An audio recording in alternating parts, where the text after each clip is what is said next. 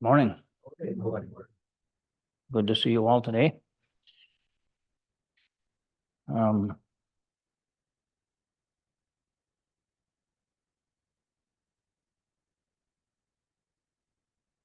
have a talk in mind. I'm just trying to.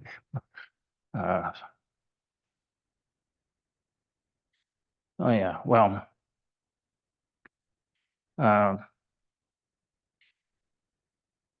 if you go to Zen monasteries outside the Zendo, they'll have a big block of wood. Somebody was just talking about this recently. I don't know, was it you, Steve? I forget. But they call people to Zazen, the monks to Zazen, or wherever it might be. You call the people to Zazen. And there's a big block of wood hung by a thick, heavy rope. And then beneath a rope that you hold, and then with a big wooden mallet, you hit the block, makes a big sound, penetrating sound that goes far. And anyway, and on that block is written various things, but common one is Dogen's phrase, impermanence is swift. And just a kind of a reminder, you pound on that block. And the tradition is then gradually, maybe you go through several mallets, but eventually that big block of wood, big, heavy, thick block of wood, it's pounded through and it'll break apart. And then you put up a new one. And you take the pieces from the one that finally shattered, and you burn them in a rather interesting ceremony. Interesting feature of Zen, I guess. An interesting ceremony. And an important reminder. And when we come to study Buddhism, we're reminded of this, the swiftness of life, and the suddenness can be of death, that it is surely coming, anyway, the certainty of it, that things come and go, that everything is impermanent. And it's not just we ourselves and our bodies, or that big heavy block of wood, or even the earth itself is impermanent. Everything is changing. Nothing is holding still. Nothing will last. And it isn't just the physical stuff of the world, which would include our bodies, but also our minds, thoughts, and feelings. We experience it even now. Even as you sit here already, can you count thoughts? Where do they start and end? But many thoughts have probably come and gone already for each one of us in our own minds. And so not the floor or the windows, but everything, thoughts and feelings, understandings, misunderstandings, everything coming and going. And so this is impermanence, we say, and we have this teaching of impermanence. And we might begin by just pointing out that everything is impermanent. And there isn't anything you can name or point to, think of, that doesn't exhibit impermanence. And you can search for this a bit. You might think, well, there must be something. Yeah, well, in a sense, there's a reason for why we might think that, because it isn't that it's not exactly true, but you'll never find such a thing as that. that exhibits impermanence, or excuse me, permanence, so, because everything is impermanent. Within Nagarjuna, yeah, and that's a pretty good understanding, that we might have when we believe in things and thoughts and feelings, and that they all, they come and they go. They seem to originate somehow.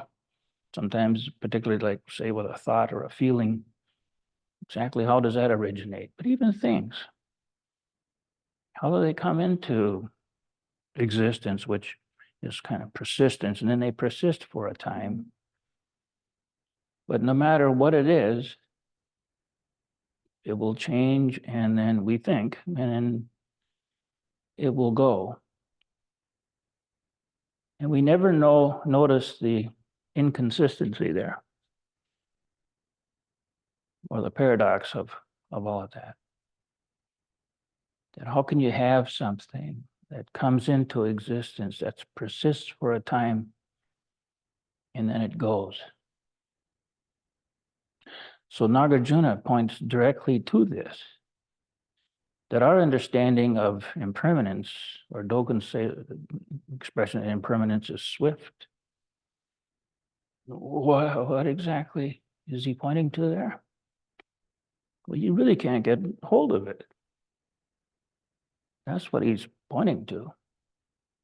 We may get an idea of what this means. Oh yeah, things come and go. I know, I won't last. Nothing does. Maybe there is that sweet by and by somewhere where we can go and abide forever. Yeah, that's an idea.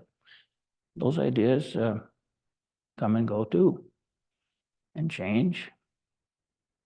There isn't anything that forms in any way whatsoever that you can label or refer to, set it in opposition or relationship with other things, thoughts or people or dogs or cats or trees. But whatever it is, it exhibits this impermanence. So everything is impermanent. But Nagarjuna points out that this is not really the full understanding of impermanence. As he points out that nothing is impermanent. You can't single out anything at all that is impermanent. This is the correct understanding of impermanence. And how is that? It doesn't seem to make sense at first when we first encounter that teaching about Nagarjuna. He must be wrong. I mean, this is crazy. We have these things and everything's impermanent. And no, nothing is impermanent, says Dogen. So you mean it all lasts forever? No, but he'll tell you that nothing is lasting either.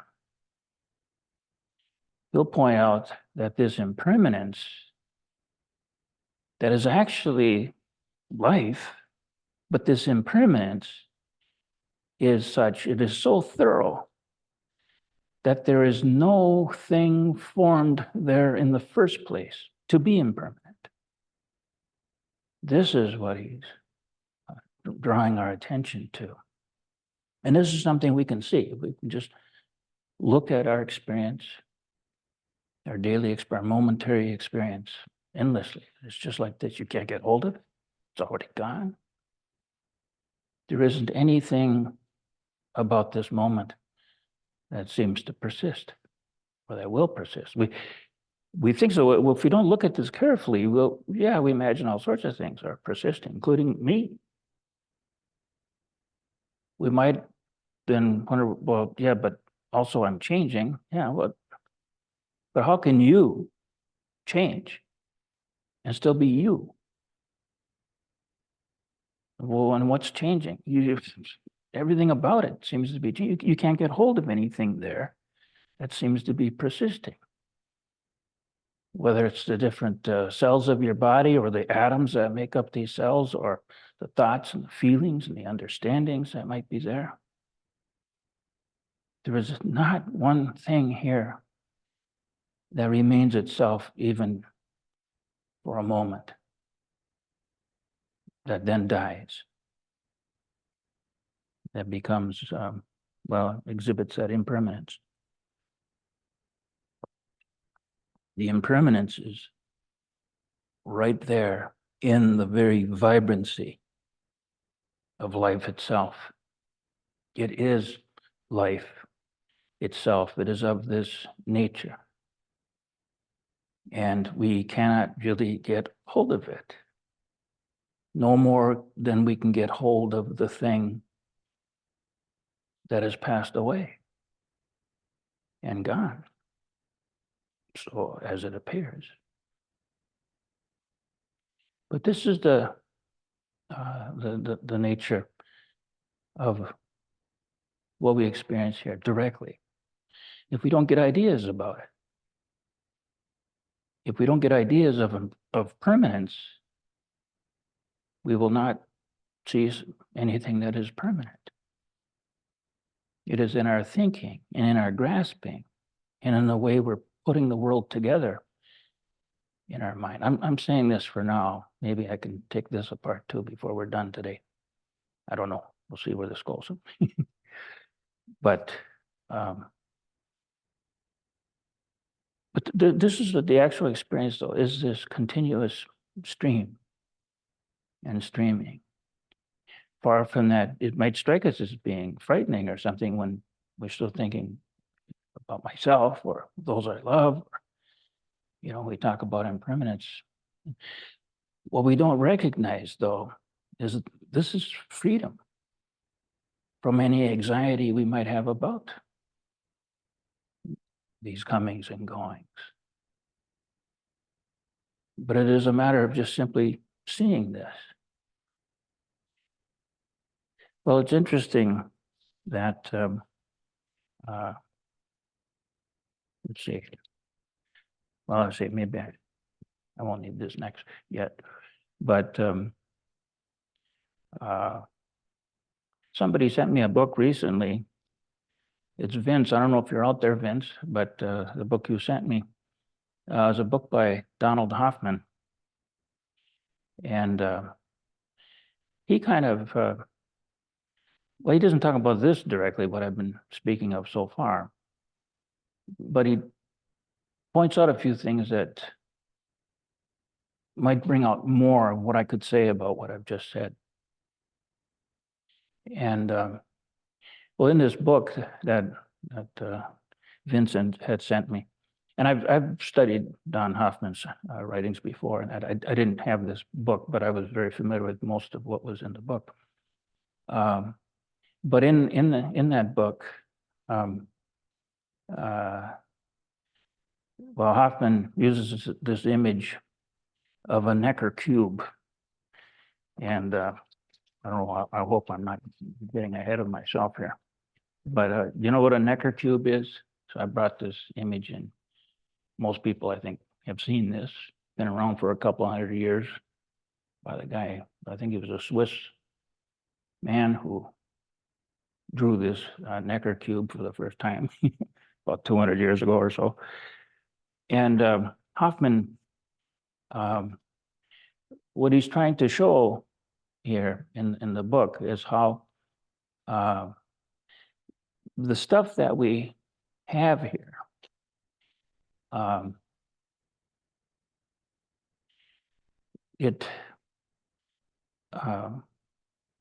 well, he doesn't quite put it this way, but the way I was about to say it, I'll let that go for the time being. He likens what we experience here to, he's using kind of the image of, say, objects that are appearing on a computer screen. And how we can manipulate these objects and to type our emails or whatever it is that we're doing. And then we put it in a folder or whatever, and it's sitting on the computer, and it's in a blue folder. But as he points out, the file or whatever it was we did, it's not blue and it's not sitting on the screen. And it's just a bunch of interrelationships that by manipulating these images on the screen and that sort of thing, all sorts of different switches are being thrown in the computer and this sort of thing. And that's doing all the work. And we're just playing with the things that are appearing on the screen. And so we can control those things. But what he's saying is that the reality, there's a problem with this I'm going to point out though, but the reality that's behind all of those things that, that we can manipulate and see, it's actually doing the work there and keeping the information or changing it or transmitting it or whatever else. Well, we don't have direct control of that. We couldn't, the computer actually hides it from us. We're just using these things that we can see and understand. It's image of a folder, and you can open it up. Now you see the words, and then you can manipulate those things. But the actual manipulations and things going on behind the scenes there, and it's all utterly abstract. And we can't really get hold of it. Then he uses this image of a Necker cube here to kind of show how, say, which way is this thing facing? Well, for those of you who might be just hearing audio on this, you can look up a Necker cube on your computer, I think, and at least get some sense. I'll try to describe it in a way that maybe you can make sense of it. But say that this, what do we have? We have a square that's to the upper left, say, as you look at it this way. And he does a better job of this in his book. He has several images, but he'll make that square up to the upper left as sort of the front of this cube. Now you can see it that way, and then that one that's to the lower right, I believe, yeah. And then that would be the back, and the cube looks like it's sitting a certain way. But then you can, in your mind, you can switch those images. You can make the one to the lower right. Is it the lower? Yeah, lower right. You can make that the front panel, and then the other one becomes the back. But the point that he likes to bring out is to show that you can view it any way. It's not any particular way. And so in the end, which is it? When we look at just the Necker cube itself, what is it? Which panel is in front? Which panel is behind? Yeah, we'll see a cube. It would seem that it would have to be one way or another.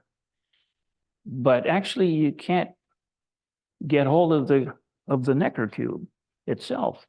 To say that one is in front or the other is in back, you can say, well, it looks that way to me now. Yeah, I can see it this way. Then we don't quite see it the other way. But then our minds can switch, and suddenly we're seeing the other panel is in front. Are you following me on this? And but what he's saying is, if you just look at this alone, there's not enough information in this image of this Necker cube to tell you which is the front and which is the back. And so the real Necker cube, which he'll have a picture of one where he's clearly talking about the front, and another one is clearly talking about what's the back. But when he shows you just the Necker cube itself, without giving any extra information like that, you don't have enough. And so then they talk like this, that your brain or something, your mind will make these switches, it'll switch in your mind. So the image will be appearing, in your mind.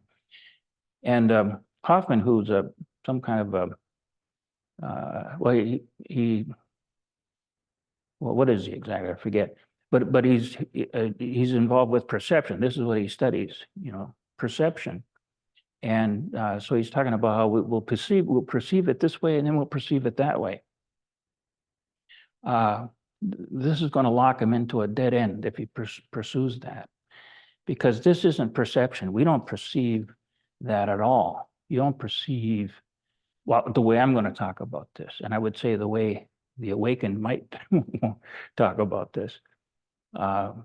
We don't perceive cubes. We don't perceive Necker cubes, or just regular cubes, or people, or chairs, or we think, well, what we do? I perceive this cup. Well, To one who's awake, you realize that, no, you conceptualize that. We're dealing with what we can conceptualize, what we conceive, not what we perceive. And so now here's a guy who studies perception, but he's still using that kind of terminology, which will limit him and other people like him in that way. There's other folks too who have come to realize that the actual reality that's being lived out here is mental. The fundamental basis of this reality isn't matter, as probably most of us think, most scientists, and probably think this way, or people that deal with the mind and they think it's all housed in the brain, that there's matter, that's the substrate for all of this, and that everything is based upon. But then Hoffman himself, though, he quotes in that book, he has a quote by Nima Arkani Muhammad, and who's one of several young guys now coming along. I don't know if he's a physicist, he's a mathematician for sure, but who have discovered that, well, that space-time isn't fundamental, isn't ultimately real. Space and time, we could think that, well, the objects here that occupy space and time, we can start to question that it isn't really, solid matter, whatever we discover the various elements that things are made out of, and we devise the periodic table and of elements and all of this, so we study these things. But the objects and the things that we study with these things here they are in physical space and time. And so this is what Nima Arkani Hamid said here. He said, many separate arguments, all very strong individually, suggest that the very notion of space-time is not a fundamental one. Space-time is doomed. Now, this is right on the frontiers. This has only been in the last 10 years or so that they've discovered. He was one of the discoverers of what they call the amplitude-hedron. I can say a little bit about that in a second. But because that's what space-time is made of. Anyway, that and other objects like that. But anyway, they say space-time is doomed. There is no such thing as space-time fundamentally in the actual underlying description of the laws of physics. That's very startling, because what physics is supposed to be about is describing things as they appear, as they happen in space and time. So if there's no space-time, it's not clear what physics is about. Now, this is by a guy who has really studied this very deeply. What he's saying is that the basis of our understanding of pretty much everything, certainly in science, not just the physical science, but even in mind sciences, which I could point to. I've been reading a lot of literature in this area for the last 30, 40 years now. And they keep making the same mistake. Well, most of the time, they just think that the basis of all of this is physical. Well, they're getting on the frontiers of this, they're getting to realize that even the physical that would seem to occupy space and time and can be manipulated, moved around in space and time, that space-time itself isn't a thing. And it seems to be structured by these other things, one of which I happen to have the name of it, which it's called they call it the amplitude-hedron. I have no idea. You know what a hedron is, maybe, but I have no idea what this would be. They don't either. And if they were to pursue that and check out each of these different things that seem to be giving us this impression that we have of space and time, and that it's filled with things here, well, they're going to find that those things too will be made of other structures. And those too will be made of other structures still. Why would that be the case? Because this is the way mind works. As the enlightened see this and understand this reality, this is how it works, is that for something to appear to be formed here, not in just the gross ways of well, like this building or just our bodies or and even our thoughts and feelings, that they're formed in some way. That in order for this to to occur in the way that we naively think that these things are occurring, well, they're made of something else that isn't them, but that come together in some way to exhibit well, an object of various kinds, whether it's a mental, purely mental object or a physical one. But the error is in what the awakened might point out, what a Nagarjuna might point out for us. And it's not just these people, because we all do this. We all, the way I phrase it here, and I've used this in a lot of my teaching, you might have heard it from time to time, and this is what I'm talking about, is you put something there. We have a strong tendency to put something there, because if we're conceptualizing the world and we're putting together everything out of our concepts, our ideas, our intellectual graspings, then you will never get to what is fundamental, what is truly there, so to speak. We can't even use that word now, because as Arkani Ahmed points out here, that we don't even have there. We don't have space-time, apparently. That itself isn't something. We have other things. But that's the nature of the conceptual, the conceived, the intellectually grasped. This is why the awakened at all occasions are telling us to let go of your views, your ideas, your intellectual grasp of this, that of whatever it might be. This is what blocks us from really seeing and understanding the nature of reality. They would also say you don't have to let go in the sense that you don't make use of these things. They're very functional and useful. What we see or think or feel, or how we can arrange things. We can use these in ways that are very painful and destructive.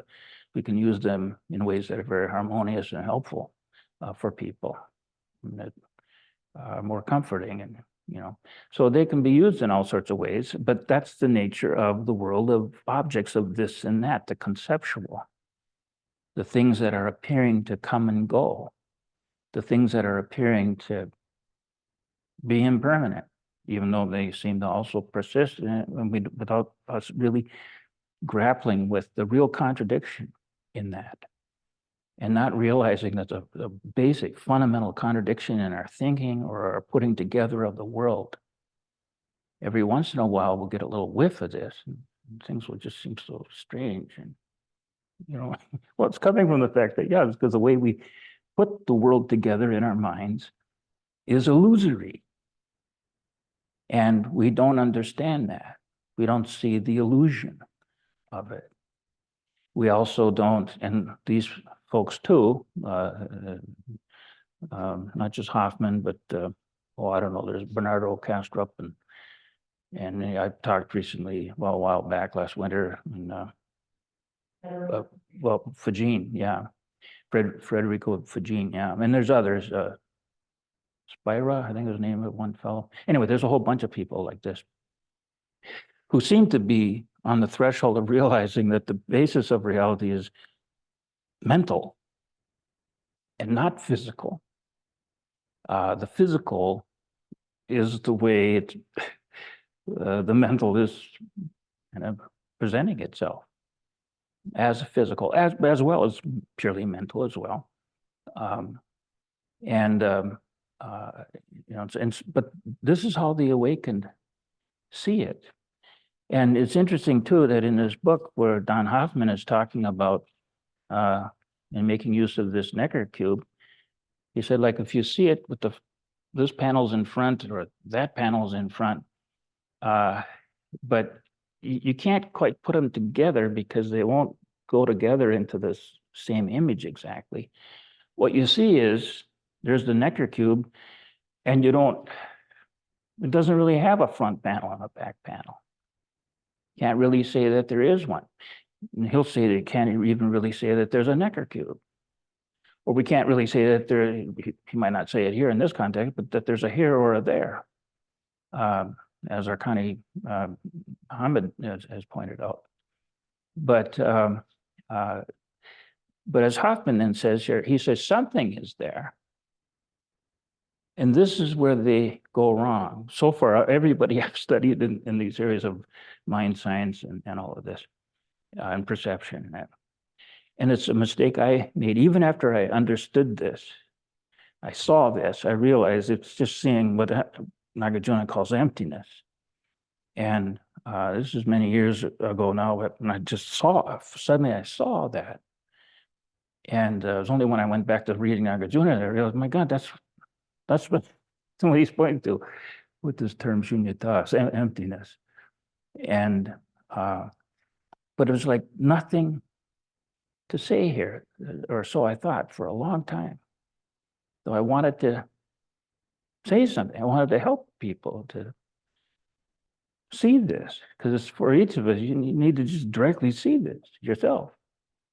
And it isn't an idea. It's not an intellectual achievement of any kind.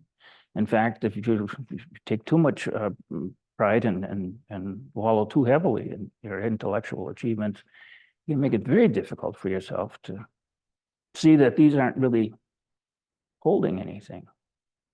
But it's interesting because in the book of Donald Hoffman here, where I took this stuff from, he says in a number of places that he said, but you can't say that there's, a front to the Necker cube or a back or whatever. The Necker cube just isn't giving us enough information. But he said, and he'll even point out that there's no Necker cube as such. But he said there's something there. It just isn't something that looks like a Necker cube. It isn't blue or yellow. It's, well, here we have Wang Po way back over 1,000 years ago. He's talking about the one mind. It's not green or yellow. It's not big or small. But he also says, Wang Po, over 1,000 years ago, there's only the one mind. The one mind. This is a one that's like, it's different. I would capitalize that one if I were writing it out, because it isn't one as opposed to two or three or many. It isn't something like that. Is that just nothing other than this? There isn't any otherness as such. The otherness is what is appearing in the world of objects, in the world of coming and going, which the awakened don't dismiss. You can't. It's this apparent reality that we seem to be living in now. And we can't dismiss it. It isn't like, I'm not sitting here in front of you talking now. It's just that I can't really say that first of all, what does I even refer to? In my case, you'll use that other letter, the single letter words, you'll refer to me as you. I'll refer to you as you. But these I and you in this case, are you following? I'm trying to make a half of a joke there with this, but it's kind of like these single letter words, I and you. Anyway, but they get us into trouble because we deeply think that they mean something. Well, that's me. And, it's what? We can't get hold of anything. That's how we have this vibrancy, which is always thus. No matter what, with the appearances of the comings and the goings and the this and that and the here and the there, it is just simply thus. This is what Wang Po is speaking of, but there's only the one mind. I remember when I first was reading Wang Po, I could not understand him, but there was something in what he was saying that kept drawing to him, and Nagarjuna and others, Wang Po, and I was approaching it, as we all do, I think, in an intellectual sort of way, trying to get the idea. trying to grasp. What are these guys pointing to? I was starting to get the sense eventually, over a period of some years, I suppose, that they're really directing me to pay attention to the living it out, moment by moment. What's going on with this? But of course, there's still the grasping. Well, I seem to be doing that. We'll continue to put something there. And then when we do put something there, now we can speak of it and we can argue about it. Well, is that right? Does that hold up? Doesn't that contradict this? And then we get lost in those kinds of discussions. It's just endless with us. Of course, we can, well, look at our world today, politically, what's going on. People arguing this and arguing that. You can't possibly believe what you're saying. People will say that about you. And it's just endless with us. We're totally wallowing in delusion and confusion. And yet we'll have firm convictions about this and others will have it about that. The awakened do not see things like this. It isn't just the Necker cube that isn't any particular way. Nothing is any particular way. That's how we have it. If that were not the case, nothing would be going on. But clearly, that isn't the case. Nothing is going on. There's just this whole thing. And it is always, here's your permanence now. It is always thus. That's where impermanence is. And that's like with the one mind, there's just this one thing here that is permanent, thus. But of course, the problem is I'm using words now and I'm creating an object. But that's just so I can talk or point, as these other teachers have done as well. Even though they're telling you, don't grasp anything I'm saying here now. Don't take hold, don't. Notice what do you think they're directing us to do? Pay very careful attention to your own mind. I tell you often, just watch your mind. I don't mean watch your mind and so you can get the right idea. I mean, notice how you're creating ideas, you're grasping ideas. You're thinking these ideas are better than that, or is this the right one, or is this what you mean by that? And we all the time, that's what we're doing, and we're not paying attention.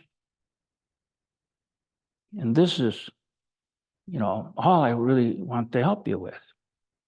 After I finally realized this, and I had a pretty fine job at the University of Minnesota area, everything was nice, but I quit that.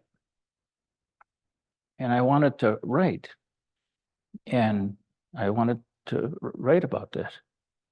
And I found that I couldn't really do it.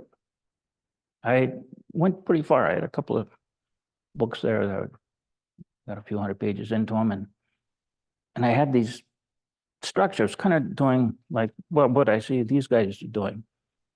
And where Hoffman is saying that there's something there, but that's the mistake. Yeah, we don't have the Necker cube. It's not this, it's not that. Though there's something going. Well, I think all we need to see is that, yeah, this isn't nothing. That's it. Don't create something now. Don't put something there. Obviously, this isn't nothing. That's it. What is it in particular? Well, do you understand? There isn't anything there in particular. But we have this whole thing, and it's very dynamic in it. Seems to go on, change, all of that. That's the show. That is how it's unfolding. And we can live according to this. And the moral or ethical moral, which are, at least in our society today, horribly lacking. But the moral implications of this are profound. I'm going to be talking, I think, in Duluth in a couple of weeks. And I'm thinking this might be what I'll be talking about. I won't give the background that I can give now in this talk, but to set this up.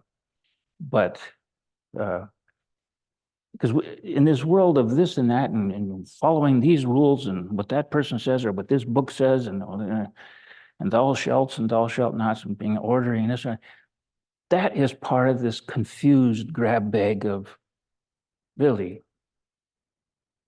non-real, just this stuff isn't even real, what we'll argue about and fight over. So how do we live a decent life? This is kind of what I wanted to talk about a couple months ago when I gave a talk. I ended up calling it happiness, even though at the beginning I said I wasn't going to use the word. The word was eudaimonia, which I didn't use, and I won't use it now because it's a little difficult. But to lay it all out, I don't want to take the time. But it's about living in such a way that's, and the ancient Greeks who came up with this, they never quite figured it out again because they always put something there. But to be living in such a way that is in complete harmony with the unfolding of this and that. And that word tathagata fits into this. You'll be talking on that, I think, at some point. But then that gets misinterpreted by people who follow the Buddha way. They'll misinterpret the tathagata and they'll insert the idea of one who has gone thus. But now you're putting one who has, there's only the one mind, says Wang Po. There isn't some person, a Buddha, is a tathagata, we could say. But that one who has gone, throwing that into a form like that, that's really not what's in those words. It's just simply thus. And then there's this appearing of trends of coming and going. Gata or agata.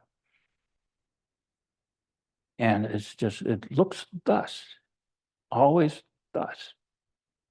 It isn't just Buddhas that appear in this way, but strictly speaking, Buddhas don't even really exactly appear.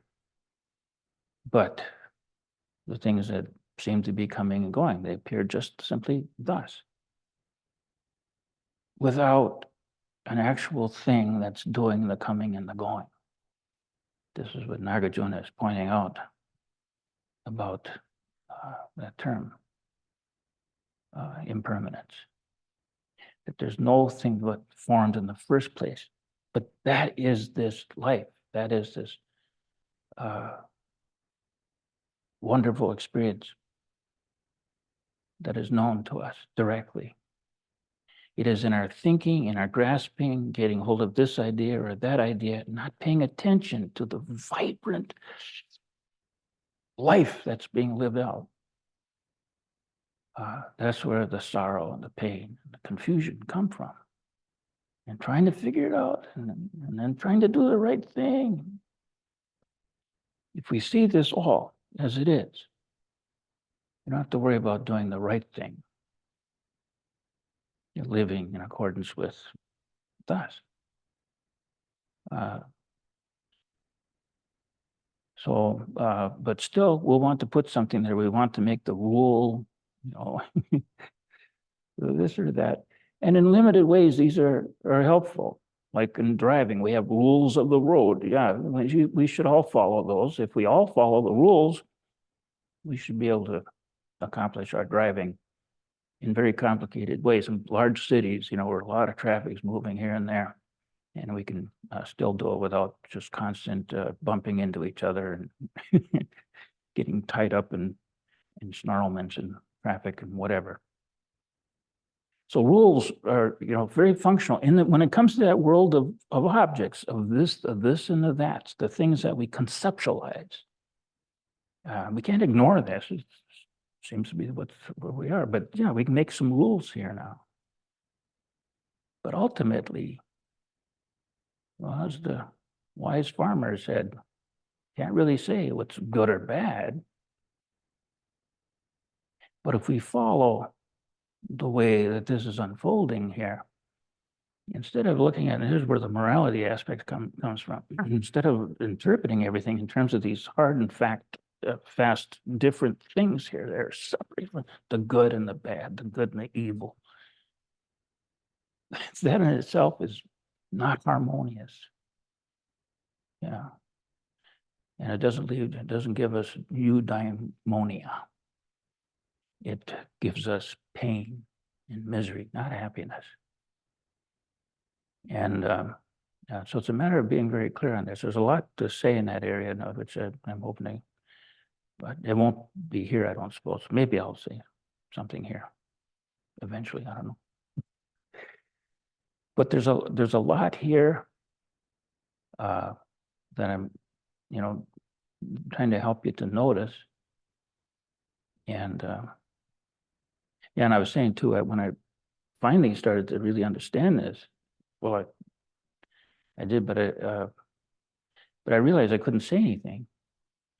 But for some reason, I thought maybe I could write this all out. I made 4 attempts. Finally, my 5th attempt became my first book, How the World Can Be the Way It Is, which is not a very good title. The publisher gave it that title. It doesn't really fit the book. I'm not talking about the way the world is. But I am pointing out how the world can't be the way that we think it is. And yeah, but eventually what I realized too, in trying to do that, in trying to say how it is, and the first couple of books I did that never published, but I had these elaborate forms and schemes, my theory, these, hypotheses that I constructed, built some rather elaborate explanations for how this can be. And it was hard, but I get like 200 pages into it or something, and I realized this isn't it. And I knew better. I knew that we can't say, that we can't put it into words. I even saw Nagarjuna demonstrating this in his Mula Majamaka Karika. It doesn't really say, because you can't, and he knows that. I knew it too. But I was more stupid and kept trying to do it. Eventually I did write something. And there are things that we can say, that we can point out, but what we can't point out is the truth, is to wait it, because we'll just cheapen it. We'll just put it into a form. And now we can argue about it from different angles and things like this. And this is the one that belongs to the group that we might otherwise call the many.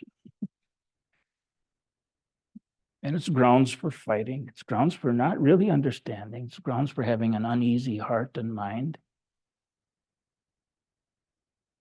But if we could just see, where we don't grasp this, we live here in a world where some rules are functional and useful and helpful.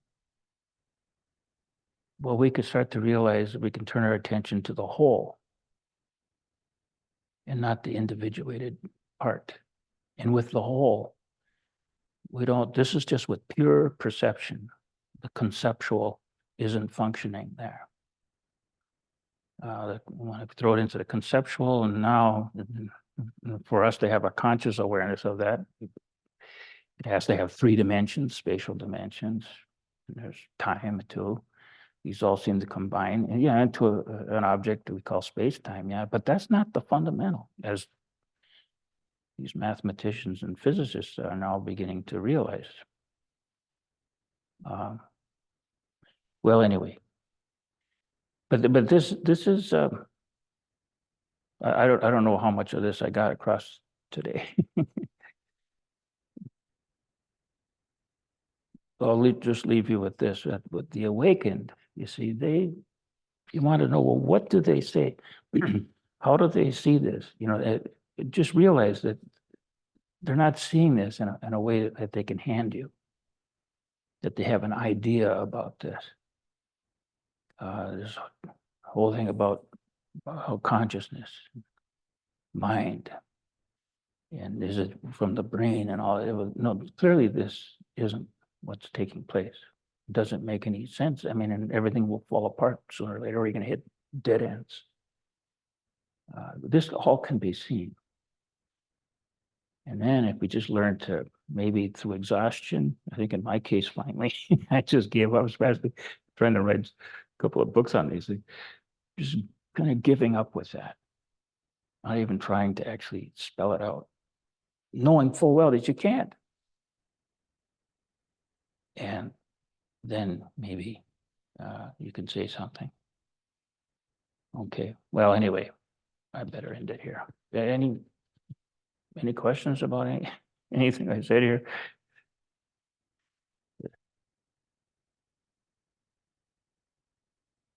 Yeah.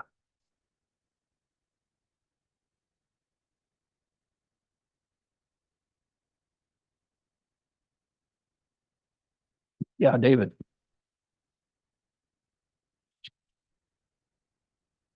If I'm driving down the street and I make a mistake and hit somebody, how does this apply to that situation? It applies just as what you described. You drove down the street, you hit somebody, we could say, well, there's no you, there's no driving, there's no down the street. Yeah, we can say all these things. But, and that's what I'm kind of pointing out, none of these things have substantiality in and of themselves. But there is this world of appearances. This is where we live, a world of this and that, the world of coming, going, birth and death, all of this. And so the way we take care of this is not to say, well, there is this and there is that, and you did hit this person and that.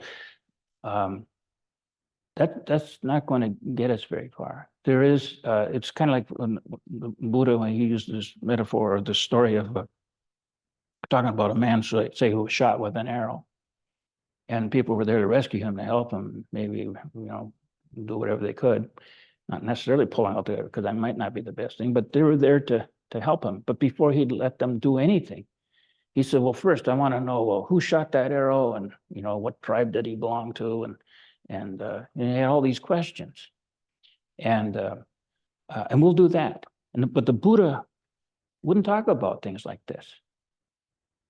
He said, well, immediately we have this situation, deal with it.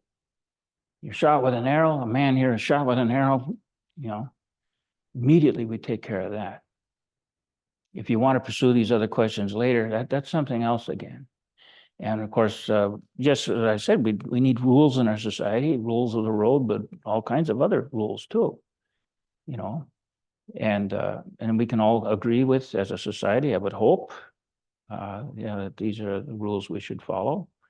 Usually, if enough of us are making these decisions, we can arrive at some pretty sensible strictures for ourselves and this sort of thing. But that's because we are living out in this world of this and that and the coming and going. So we need that. It's just that by recognizing that that actually isn't what's happening here, doesn't mean that we don't take care of this, because otherwise there'd be chaos and there's pain and sorrow and anger and everything, all these other things just increase if we don't, deal with the appearances. So I've pointed out many times that the enlightened, they don't deny the appearances. By deny, I mean not just say, well, there are no, I mean, or to even live in a way as if the appearances aren't something here for us to deal with. They are. But why? Well, here's the moral aspect of it now that comes in, is because in doing so, we can settle down. There's that word eudaimonia, which I haven't, but that's what the Greeks were after. But this is the way that you would come to it. Where living is kind of like living a perfect life, a totally settled life, a life of true, deep, profound happiness and understanding, eudaimonia. But if you set that out there now as something you want to go over, you're never going to find it. You're just going to keep creating this world of pain and sorrow and havoc. How do we get out of this? We just see the true nature of what is taking place here. And yet at the same time, we take care of the appearances as well. We get a lot of ideas about the appearances, and then we start putting value and weighing these things about this is good and that's bad, and we're starting to see things in these terms, that's not helpful. That's a grounds for just stirring it all up again. Rather than looking in terms of good and evil and good and bad, looking in terms of wholeness, or is it disharmony? Is it fractured? Is it divided? So that's why we have, like in the Dhammapada, where the Buddha says, do that which is of the whole, and avoid that which is, what is it? Well, huh? unwholesome. Well, That was well, what yes, was- the unwholesome, yeah. But what would that be then? But that was of the fractured, the divided, the part as opposed to the whole. Now you're showing favoritism.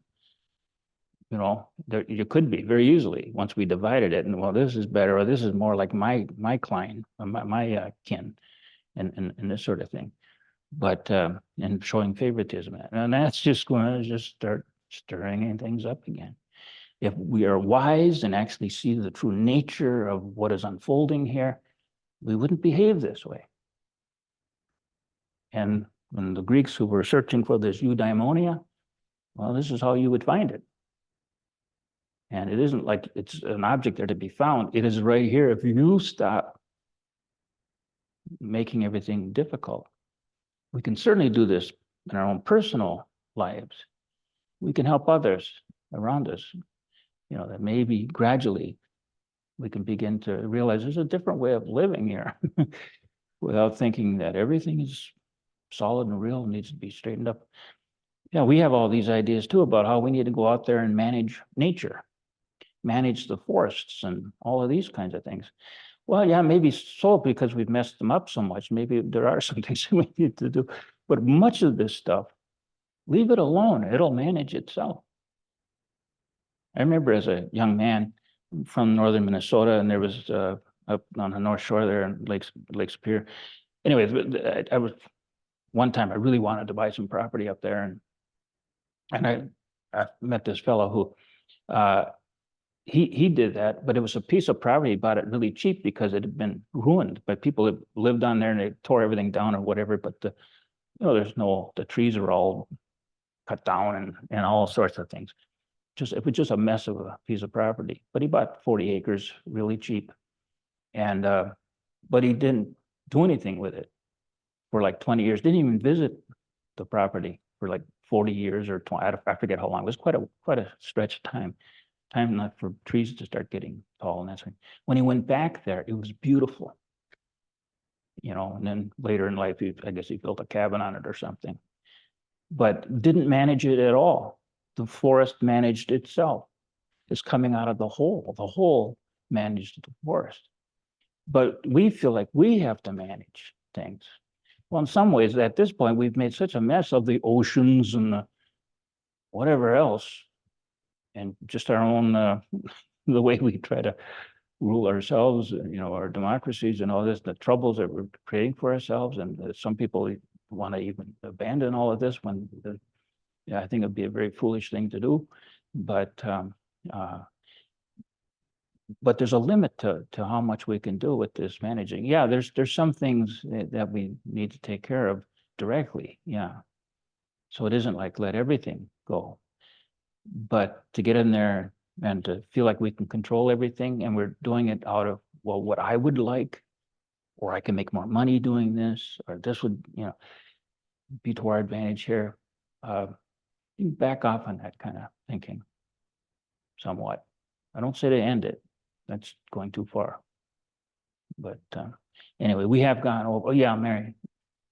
Given human intention, given this urge to get in there and do something and accomplish something for our own egotistic ends, how does one purify one's own mind?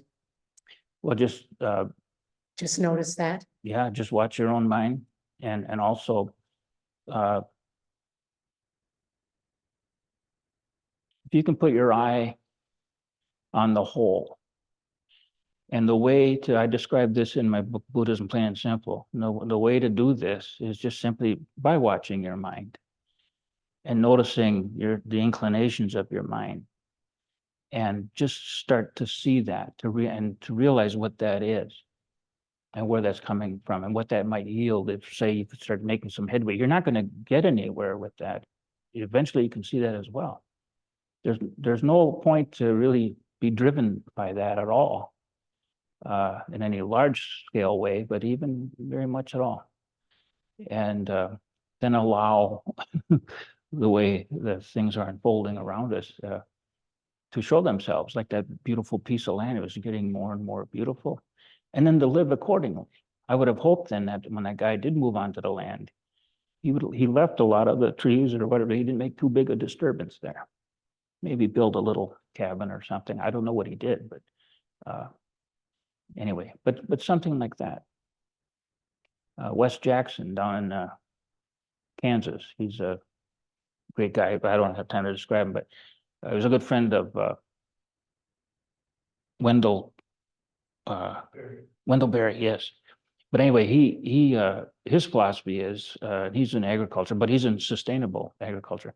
But he said basically his motto is keep it small. Don't do any big grand thing, where you just plow, hundreds of acres or something and let it all wash into the Gulf of Mexico. Eventually, that's what we'll have, or blow away in the air. But just keep everything small, and don't try to be such a grandiose manager or that sort of thing. I really have to end it. We have gone over the hour, so I really should end it here. But thank you. Thank you.